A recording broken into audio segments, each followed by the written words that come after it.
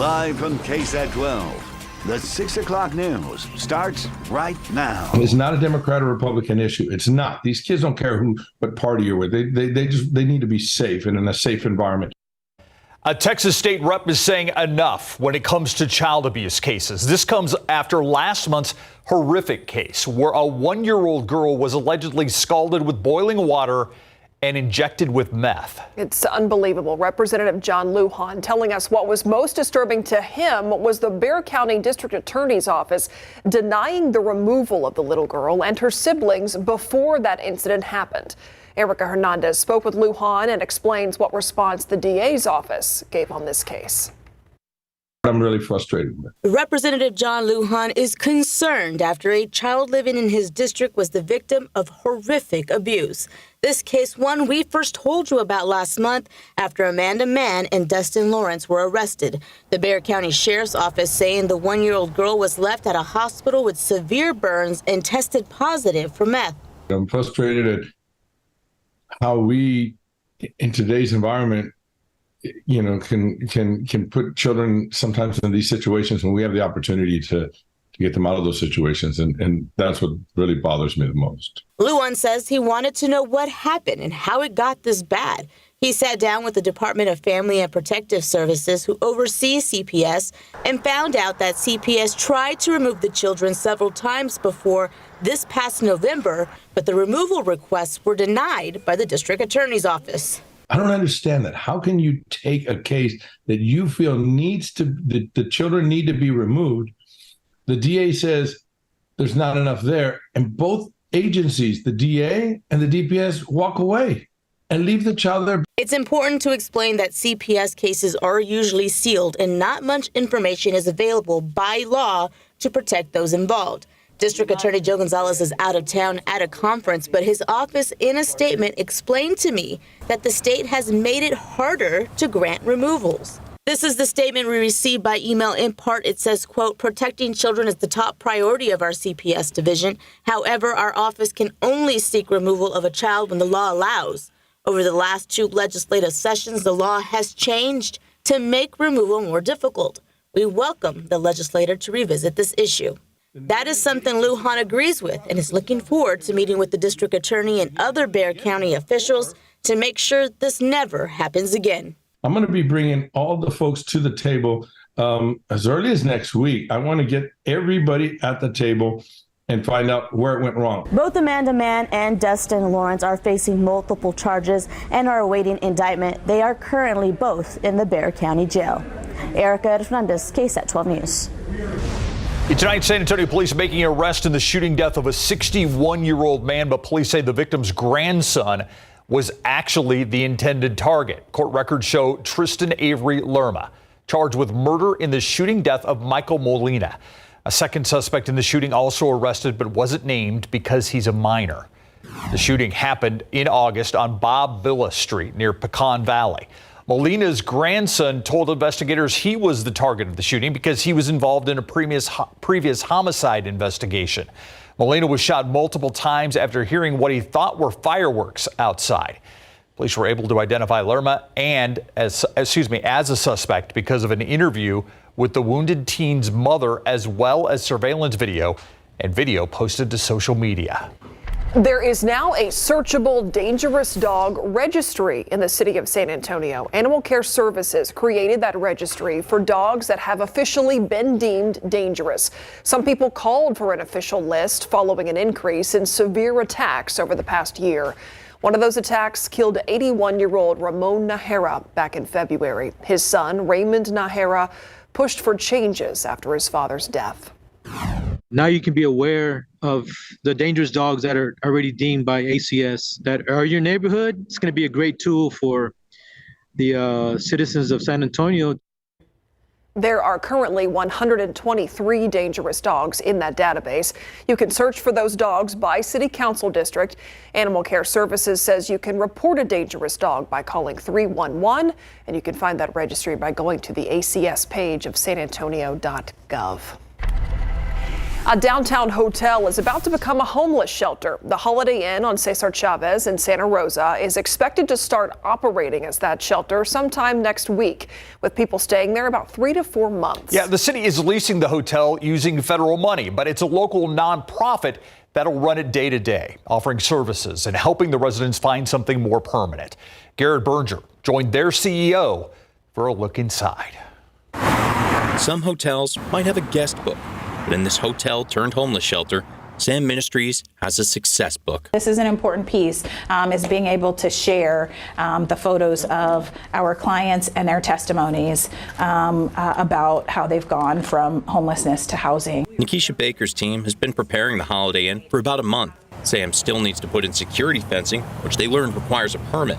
But once they do, they'll bring over 36 people from the shelter they've already been running out of a smaller downtown hotel. And within about a week of that, they'll start bringing in a lot more. From encampments, right, off the street and into this shelter. There are more than 300 rooms in the hotel.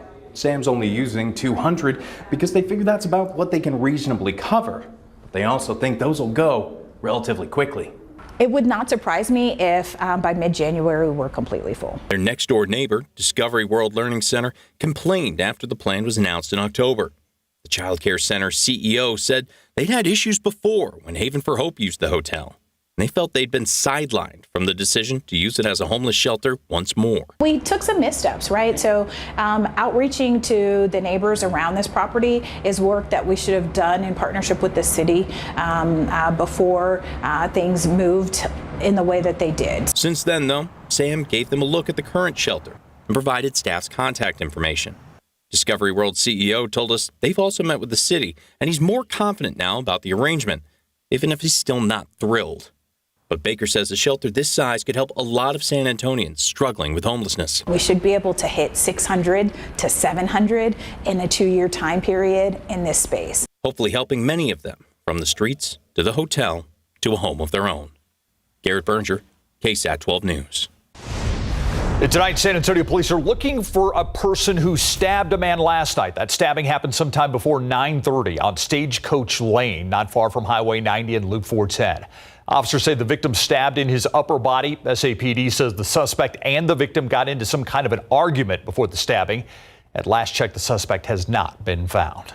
Ambushed at home. That's how San Antonio police describe a late night shooting. Officers say someone took aim at a man as he returned to his apartment. As Katrina Weber reports, that shooting also had neighbors running for cover. With their eyes on a stairwell at the Vecina Apartments, San Antonio police take steps to try to solve a shooting case. They showed up at the apartment complex on Wilderness Oak, not far from Blanco Road, around 11:30 last night, then found a 22-year-old man with several gunshot wounds. At first, it sounded like it might have been fireworks, but after about 8 rounds, you could tell that it was somebody shooting a gun. He says after the first round of shots, it sounded like someone else started firing. So it was a back and forth, pop, pop, pop, pop. It was a scene the former soldier says he'd expect on a battlefield, not at home. Before police could move in to investigate, he says neighbors scrambled to get out of the way. Told my wife to get on the ground, as did a lot of people around here. They got their kids. There's a lot of kids in these apartments. From the looks of things here, the spilled food, it seems as though someone might have been caught off guard. And you can even see holes in the stairwell from where bullets hit. Police confirmed that someone took aim at the man as he was walking up the stairs. Initially, they said he was in critical condition at a hospital. Later, they described his wounds as non-life-threatening. The person or people who shot him got away. Katrina Weber, KSAT 12 News. Texas must remove the border buoys. A federal court ruled today that the state must remove the floating barriers from the Rio Grande by Eagle Pass. The Fifth Circuit Court of Appeals upheld a ruling earlier this year made by an Austin federal judge to remove those buoys. The court says that where those buoys were placed was able to be passed through by boats.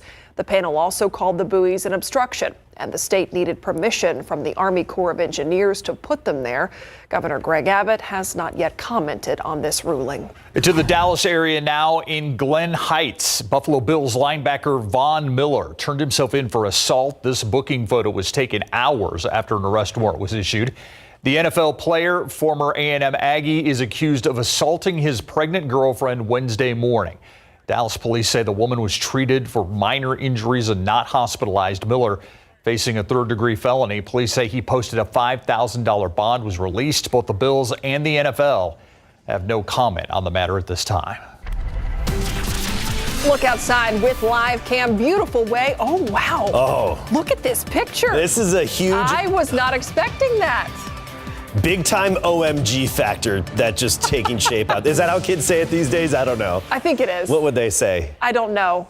Steve may know better than me or you. The sky is razzed or something. I don't know. Is that what they say? Razzed. The sky is razzed. Yeah, don't they say it's like razzing or something? You would say it's rowdy. I would say it's rowdy. Yeah. This is rowdy. Yeah, this guy's got some riz, that's for sure. There you go. That's it. That sounds more like raz. That sounds more. And it's reasonable. just rad for all of us 80s kids, right? And you're going to want to see this. I've got the time lapse coming in right now. It's just finishing up. You'll want to see the time lapse of the sunset and some of the spectacular photos posted to KSAT Connect. And we're going to get more of this in the days ahead. I'll tell you why in a little bit. 53 this morning, 74 in the afternoon and this evening. Partly cloudy, comfortably cool, not much of a breeze. 57 at 10 o'clock by midnight. We're at 53 degrees. And tomorrow morning, we'll start the day in the upper 40s, and we'll have a stretch of mornings in the 40s, which isn't far from average. You know, the average low is 45. That's going to be the case through early next week. We'll show you the spectacular sunset. You'll want to see this coming up in a few minutes. Thank you, Adam. Let's go to TransGuide right now. This is US 90 at Couples. And you can see a big slowdown. Traffic is pretty heavy in both directions, but it looks like going away from us. Slow down there. No major traffic accidents to tell you about, but it's kind of busy on a Friday night.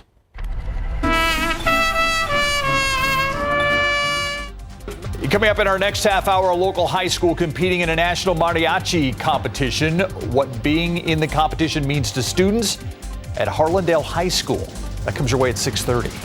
Plus, a first look at a new campus for a local nonprofit dedicating to helping girls create bright futures in San Antonio. How this organization plans to use all this space. Next.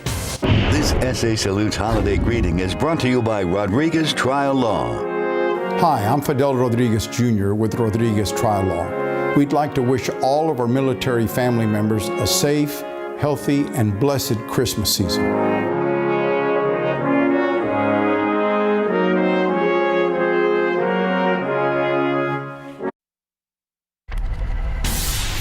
Going to be a busy weekend in San Antonio. One of the big events that's happening, the Rock and Roll Marathon, and both runners and drivers going to need to know about some closures downtown. Those stories and more on the Night Beat after the football game. Oregon, Washington. Saw a lot of barriers getting ready to be put up for the race. A local chapter of a nonprofit that promotes strong, smart, and bold girls opened its new headquarters today. This morning, Girls Inc. of San Antonio unveiled their new 25,000 square foot campus.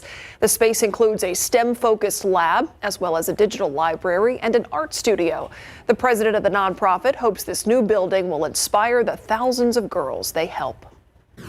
20 years, we've never had a center of our own, a place where girls can come, be safe, explore their interests, make mistakes, try again, have positive female role models in their lives, have peer support to be able to learn, to grow, and to thrive.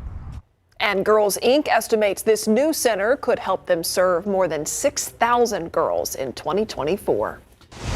Tonight, 2 sailors from San Antonio being recognized by the U.S. Navy for their service. Hospital Corpsman 2nd Class Ashley Martinez Humphrey and Airman Luis Nieves are receiving honors. Martinez Humphrey named Junior Sailor of the Year by the Naval Medical Forces Support Command, and Nieves recently named the U.S. Navy Ceremonial Guardsman after completing a 10-week program to join. All right, let's turn to the forecast now. We got to take a look at those clouds again. That was impressive. Yeah, I'm still they're just rolling in on KSAT Connect. It's awesome. This is a 10 out of 10 sunset, something we don't see. I mean, we get some good sunrises and sunsets, but I would rarely, very rarely Grade them a 10 out of 10. All right, let's get right to it. This is from a drone shot over San Antonio. This is good. This is good. This is a great start here. Let's keep going. If you're just listening and not watching, you'll want to walk over to your television to look at this. Nice pink colors here. Terry said the end to a perfect day. And Canyon Lake near Sattler, Lori, snapping this gem. A nice mix of somewhat pinkish orange colors. You get both of them as that sun gets lower. Then here's another one from San Antonio, the evening sky tonight. And they're still coming in, so I'll share more of them with you coming up at 6:45. Here's the time lapse, though. Check this out from our camera looking off to the west. Now, I'm going to put it in motion right now. Slowly takes us through sunset, which is at 5:35, and we captured the beautiful moment because of the edge of the cloud deck that was streaming right over San Antonio. So you look at the edge of the clouds throughout the day, and it bisected Bexar County. And then we had some higher clouds stream overhead and basically come above that cloud deck. And it just made for the perfect sunset. Whenever you can get those high, thin cirrus clouds oriented right and not too thick, you can get some beautiful sunrises and sunsets. And even some mid-level clouds as well. That's why I love it when the cirrus are near us, right? It makes for the stratus coming at us. Hey. Rain is on the way. That's actually my haiku poem. Cirrus is near us. Oh, wait. Cirrus are near us. Stratus coming at us. Rain is on the way. If you count out the syllables, I think that's a haiku. Anyway, that's my haiku poem for you. My only haiku of my life. I didn't know you had one, so I'm impressed. Doesn't everybody have their own haiku, Steve? No. Oh, well, you should. Work on it. Anyway, we had a few showers east of town, closer to the Gulf Coast, because of a little boundary and the upper level energy from the jet stream overhead, the right rear quadrant over the Gulf of Mexico and the Gulf Coast. And it was good because there's still a drought there, and we've got the drought conditions in our area. We talked about this yesterday as the drought monitors updated every Thursday. And actually, we had a 11% improvement in terms of chipping away the areas that are in drought in Texas. But I want to share this with you because we know what it's like to be in such deep drought, and we know the joy that it brings when you get good rain. Look at Louisiana. Extreme and exceptional drought, same with Mississippi, and they had just some good soaking rain and still some more on the way. You see some of those showers starting to creep in through East Texas on into Louisiana. Big picture here shows a little trough off to the west, more snow for the Rockies and higher elevations. Now we're going to have a cutoff low drop into Mexico, an upper level low.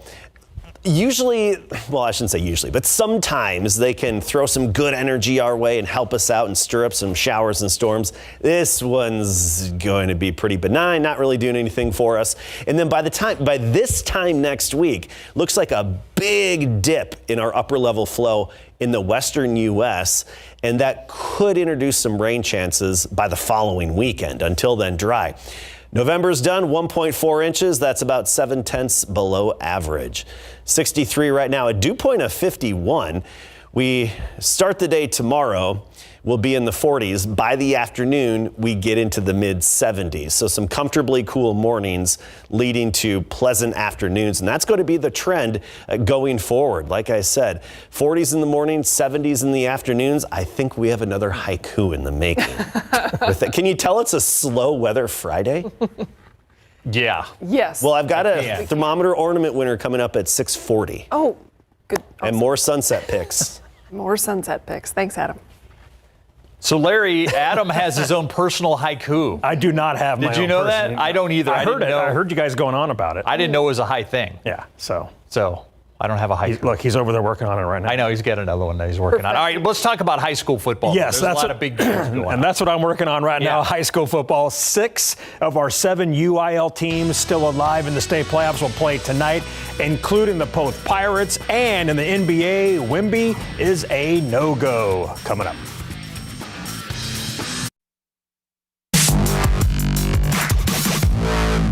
6 area football teams will square off in the UIL regional finals tonight. The Smithson Valley Rangers will play College Station A&M Consolidated in the Class 5A D1 regional final. Liberty Hill and Piper they will dance in the Class 5A D2 regional finale. Davenport and Port Lavaca Calhoun will go head-to-head in the Class 4A D1 regional final. Blanco will take on Edna in the Class 3A D1 regional final. Poth and Tidehaven will look to win their Class 3A D2 regional final, and Chilton will battle Fall City in a Class 2A D2 regional final. They know what it takes, in January, February, March, and April to be playing in December. So they're willing to put in the work at that time. This is, again, the third straight year we're playing in the state quarterfinals, and that doesn't happen a whole lot. And that's why I talked to our seniors about very, very rarely do you get a senior that has played the state quarterfinals 3 straight years. Couldn't be more excited for these seniors, that chose to come here. When they didn't have to. They were already at a pretty successful program right up the road, and they chose to come here, and they've given us everything that they have, and so we're super proud of them and excited for our future.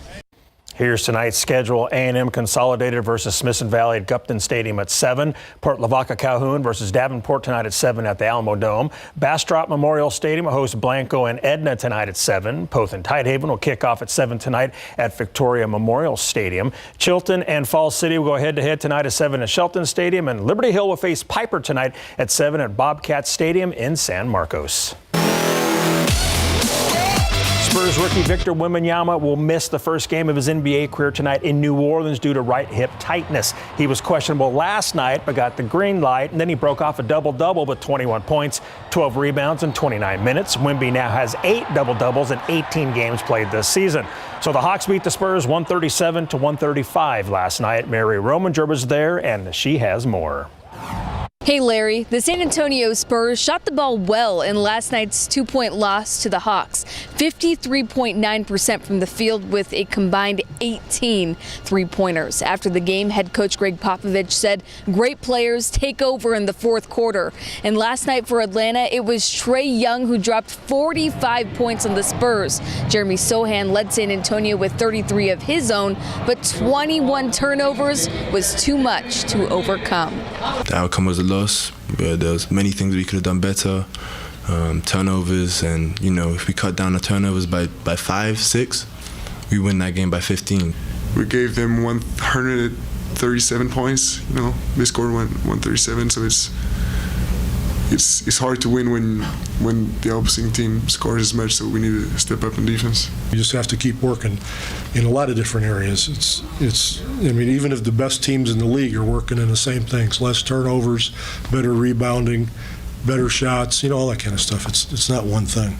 The Spurs are now tied with the franchise's second longest losing streak with 13 games. But there's no time for the team to think about that as they tip off in New Orleans tonight. From Frost Bank Center, Mary Rominger, KSAT 12 Sports. Back to you, Larry.